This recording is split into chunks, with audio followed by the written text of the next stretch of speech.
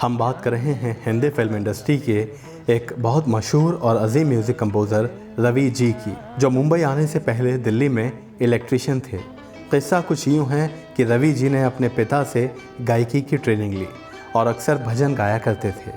रफ़ी साहब से इतने इम्प्रेस हुए कि रफ़ी साहब की तरह गायक बनने की ठान ली। बात है 1947 की, जब मुल्क आज़ाद हुआ और इसी के बाद दिल्ली में एक जश्न मनाया जा रहा था और लाल किले पर उस जश्न में गाने के लिए रफ़ी साहब और मुकेश जी को बुलाया गया। ये बात जब रवि जी को पता चली तो उन्होंने अपने एक दोस्त से पता लगवाया कि रफ़ी साहब किस होटल में ठहरे हैं। मालूम होने पर रवि जी अपने उस दोस्त के साथ कोरोनेशन होटल में पहुंचे, जहां रफ़ी साहब ठहरे थे। रफ़ी साहब जब रवि जी से मिले तो रवि जी ने कहा कि वो एक गायक बनना चाहते हैं। रफ़ी साहब ने उन्हें मशवरा दिया कि वो पहले मुंबई आएँ और असिस्टेंट के तौर पर काम करें, और साथ में ये कहा कि वो गायक बनने के साथ साथ अगर म्यूज़िक कंपोज़र बनेंगे तो उनके लिए और बेहतर रहेगा। रफ़ी साहब की ये बात रवि जी के जहन में बैठ गई और उन्होंने मुंबई जाने का फ़ैसला कर लिया। कुछ साल बीते और रवि जी मुंबई पहुँचे। किसी से कोई जान पहचान नहीं थी। कभी स्टेशन पर तो कभी फुटपाथ पर रात गुजारते और दिन भर काम की तलाश करते।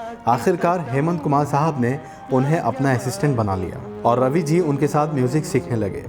रफ़ी साहब का दिया हुआ मशवरा उन्हें काम आया और वो सिंगर बनने के बजाय अब म्यूज़िक कंपोज़र बनना चाहते थे। कुछ वक्त बाद रवि जी को जब पहली बार एक फ़िल्म में म्यूज़िक कंपोज करने का मौका मिला तो वो अपनी पहली फ़िल्म में रफ़ी साहब से ही गाना गवाना चाहते थे।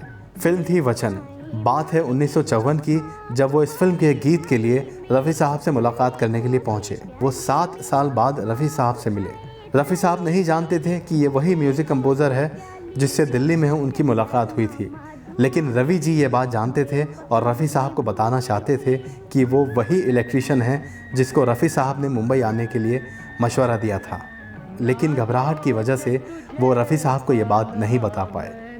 और आपको ये बात हैरान करेगी कि आखिर तक रवि जी रफ़ी साहब को ये बात कभी भी नहीं बता पाए। यही वजह रही कि हमेशा रवि जी ने अपने ज़्यादातर गाने रफ़ी साहब से ही गवाए और वो सारे गाने सुपर हिट हुए।